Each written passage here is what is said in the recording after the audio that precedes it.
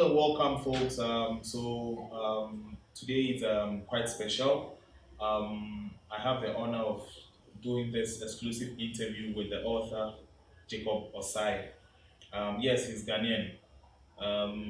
He may look Nigerian or any of our other African colleagues or family or brethren, but he's very much Ghanaian, and he's the author of four books, and we're here to talk about his latest work. But before we go into all of that, let us get to know who our guest is.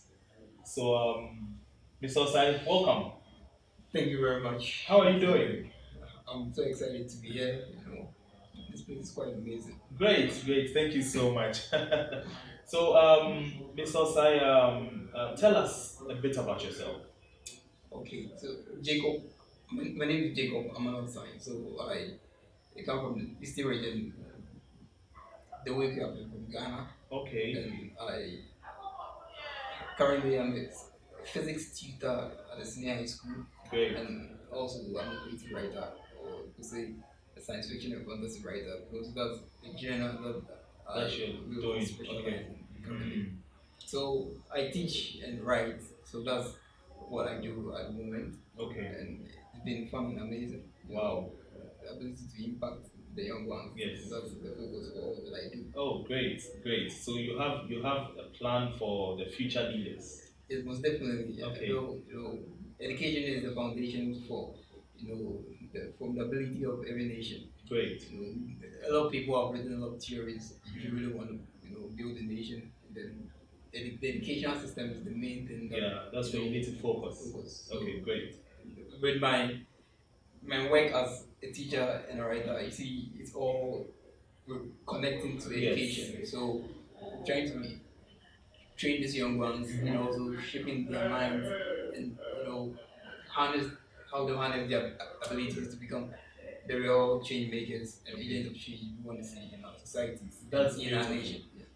That's beautiful. So for those watching that do not know, your hometown in Ipiapem, where would you find it? In which general direction will one have to go before they find your hometown? Okay, so I think I went there many years ago, but I didn't quite remember.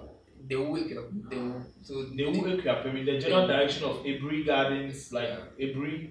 Yes, I think every garden is. I'm not quite familiar with the particular spot Okay. because it's a long time I went there. That's fine. You went there when you were a kid. Yes. So how come you don't visit your hometown quite often?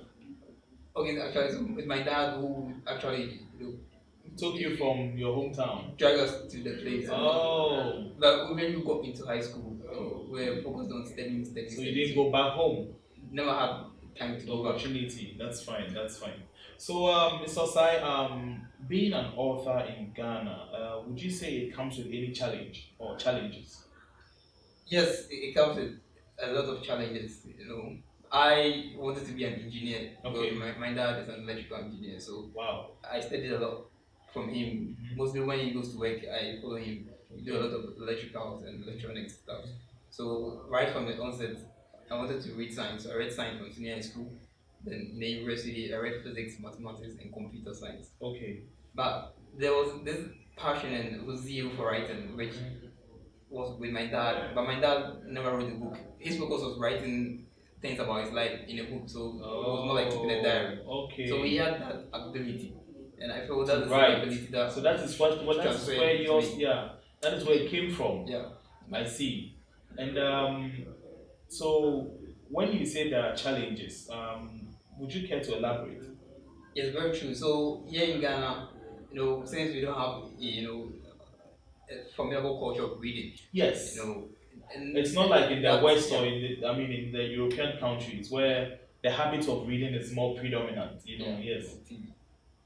So I know amazing writers like myself, so we put out our best work out there. Okay. But there's no avenues, to get people to purchase. When you say people, you're talking about And local, like Ghanaian, your own people in Ghana.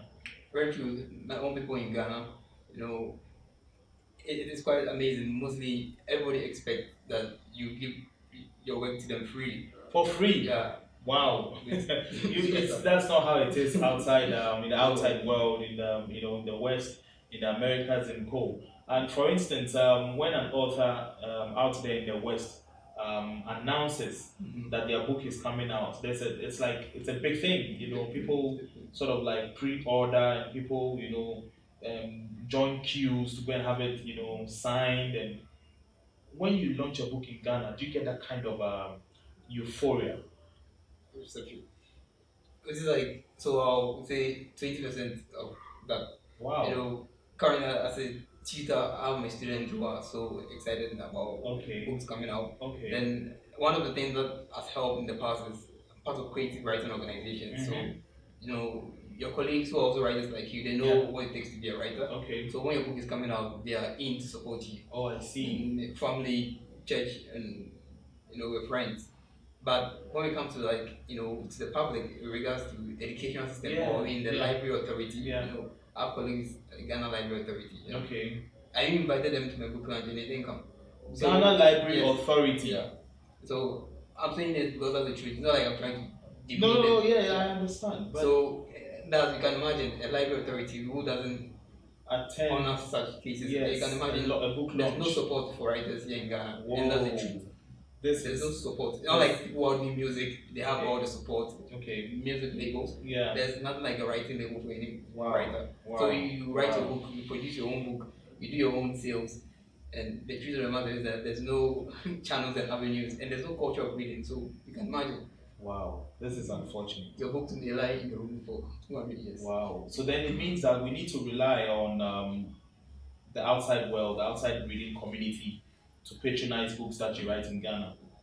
And that's quite sad, but I feel that's the best we can do at this moment. Since they have a formidable culture of reading, Yes. I think it's great to explore more options with them. And they know the value of reading, so it would be great to share your books with the outside world. See, People who actually see the interest and the essence of reading and some literature. people in government over the years have tried to instill reading ability in children. Yeah. We have reading clinics which first ladies usually attend Yeah. and read with their children.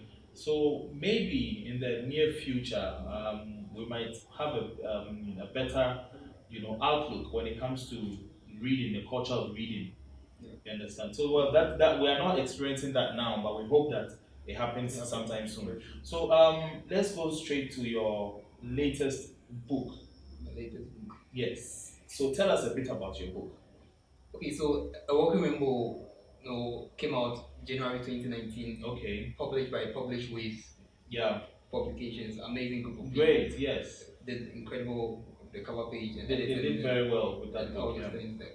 So A Walking Rainbow is one of the amazing stories that I wrote purposely because I felt there was nothing like that Yeah. in a creative writing setting. So the focus was explore life on the university campus because Okay. most of the books explored senior high school life. Yeah. So I was thinking that after they're done with senior high school, where do they go? They go on to uni. Uni. So at least when they are home, at least they can read A Walking Rainbow and have a fair idea of What's to come? what's to come in the university. Okay. So A Walking Rainbow basically is a story that tries to explore every activity happening on the university On campus campus. Okay. through the eyes of two main characters, a Okay. guy and a lady who meet and Okay. they form friendship, and the Okay. friendship evolves into something nice. Something nice. I like that. I like the sound of that. Something nice. Yeah. Okay, so that is A Walking A Rainbow, Walking Rainbow, which you launched in 2019. 2019. Now, this current one, what is the title? So the current one is The Raven. The Raven, science fiction. Science fiction. You have talked about it on several platforms, Yeah. and I've seen interviews. What is so unique about The Raven? So I think The Raven is my greatest work. Greatest. My greatest work. Wow. So someone would say my masterpiece. Great. Yeah, and why do I say so? Because as a science student and someone with creative abilities, this is the work where I really combine these two abilities to produce something illustrious and something infinite. And it's just an excellent work in the sense that you don't find many people doing science fiction. Science in fiction, Ghana. especially, yeah, science fiction. I see a Yeah. lot of romance Yeah. novels and stories, Yeah. and a lot of folklore. Folklore. Yes, but science fiction is a first. It's the first of its kind. Thank you. What inspired you to write science fiction, and you didn't go according to the status quo? I wasn't writing science fiction after I finished watching Black Panther in Black 2018. Panther. Oh, And you know, in the past we were looking to have a black movie yeah, superhero. where it's exploring so much science, Yes. because initially the idea of every black movie is about slavery. It's true. And I was looking for the Or witchcraft. excellent where Hollywood would defy the odds, and Okay. they did that incredible with Black Panther. I said, okay, now the door is open. So Wow. So I see. Black Panther was a seed that's still growing, and it inspired the research, inspired the idea Okay. of creating a world that is not common to general Yes. world, Okay.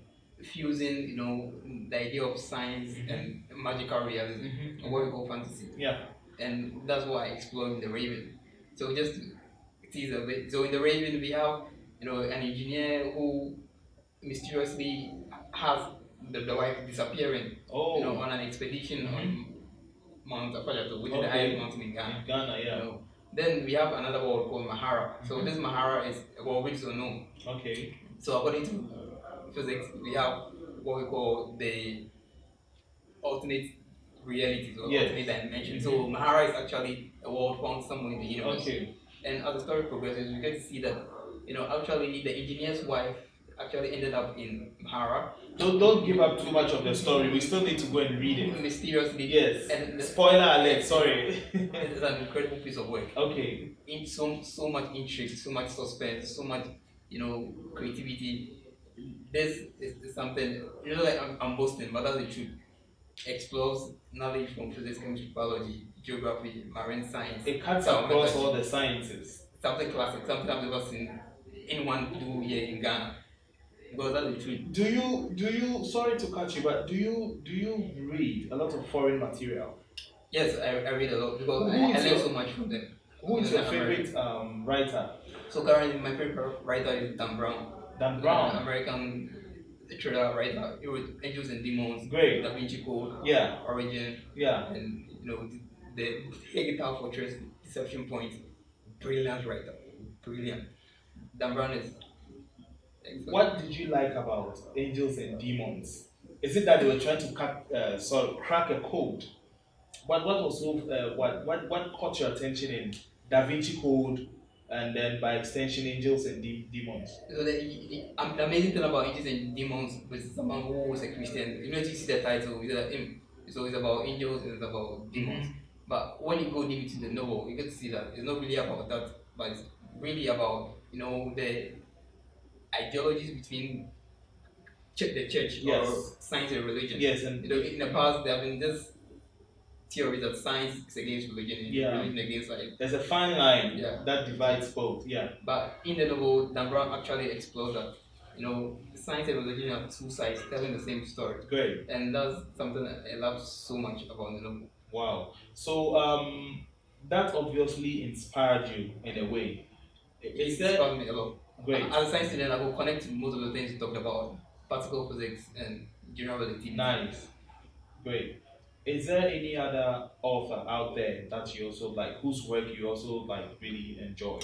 Okay, so I also love Veronica Roth, Divergent, Allegiant, Insurgent trilogy. Wow. Amazing writer. Yeah. She actually studied psychology in Northwestern University, Mm-hmm. and while she was studying, she got an idea to write, Those Divergent. books, yeah. And the beautiful thing about Divergent is, like, actually trying to explore the different identities of people. Mm-hmm. That what makes us, the element of uniqueness that characterizes Yeah. people. Mm-hmm. And mostly in society, there's the whole kind of, separation and segregation. Yeah. You are this, so you put you in a You box. be in Yeah, that category. You Yeah. also can be in this category. And the beautiful thing is that she actually made us to understand that everybody is unique in their own way for the collective growth and Yes. development of humanity. Yeah. And that's a team that stayed so much with me. Beautiful. So now having this background, it gives me an idea how you actually put all these bits and pieces of intriguing story writing from all these beautiful people into your story. So then when you tell me that yours is the Raven The Raven, yeah. is a masterpiece and the likes of which have not been seen in Ghana. Ghana, um, do you think someone out there in the West would read this book and have that kind of a connection? Absolutely. Everybody who's a fan of science fiction and fantasy, a fan of Isaac Asimov, a fan of Clive Staple Lewis, C.S. Lewis, Yeah, C.S. Lewis. a fan of James Patterson, or a fan of Jules Brennan, or a fan of all these amazing science I fiction writers. see. Yeah. You could connect so much to Michael Crichton, Jurassic Park. You could just go on and on. And you see, I read Jurassic Park 40 times. 14 times. I saw the creativity and the work Michael did in Jurassic Park. It's easy to imagine the things he puts on paper. I see that this guy research knew what he was talking about. Exactly. And that's the foundation of the Raven. Unlike the other works, I just sit and imagine everything. But with the Raven, I had to go into the library, Did a lot of research to gather so much information. So it's factual, even though it's fiction. Yeah. There are many elements. You can easily relate to it as a reader. Would you say that something from our history, was infused into the writing of the Raven? Yeah, that's very true. Because I felt as an African writing science fiction, so someone will say science fiction is not really for African black people, but that's not true anymore. Yeah. Black Panther, yes. So I just wanted to, even though it's science fiction, I wanted to keep the African touch of the Raven. So Yeah. I felt it was a great opportunity to explore, the oral history and African traditional systems. Which were actually the kind of life our ancestors lived Yes. before the coming in of education. The advent of education and the white man and colonialism. And I could see that there's still a connection between this ancient ways of living and the contemporary ways. Yes. Where we have technology and mobile phones. Yeah. Those things. Yes. So I wanted to protect that because that's something I came to meet. And let's see how we can balance the two for growth and development. Great. So, if somebody wants to buy the Raven, where can they find it? Excellent. So currently the Raven is available on booknook.store.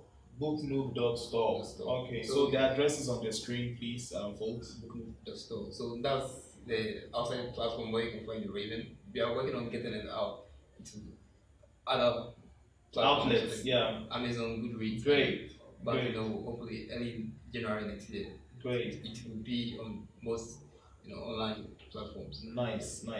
So if readers wanted to engage you, how would they find you, especially on social media? If you have any handles or outlets where you think we can find you, let's hear it.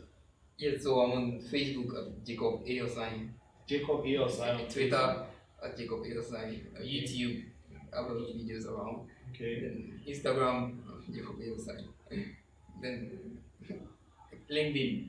So you just put my name on Google And it just everything will and pop up. everything just pop up. Great.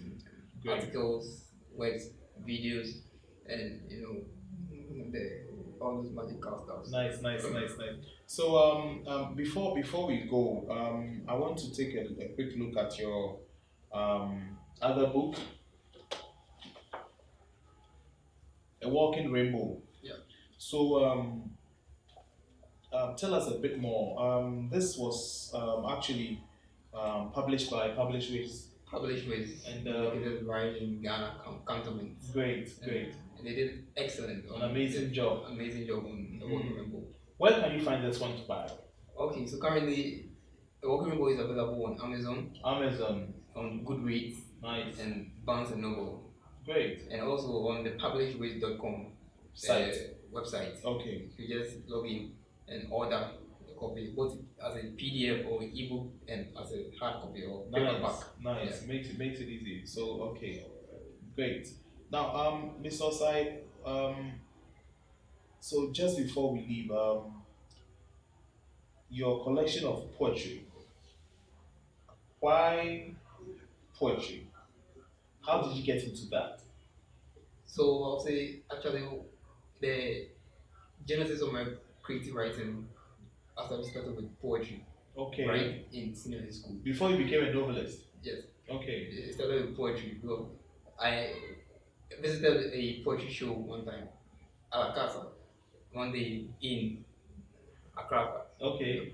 So they did an amazing performance for like 2 hours. It was all poetry recitals and And performances. a young Jacob Osai was seated there I was in seated awe. at the back with my friend who Mhm. was supposed to be in class. Okay. And you skipped class Yeah. to attend the poetry recital.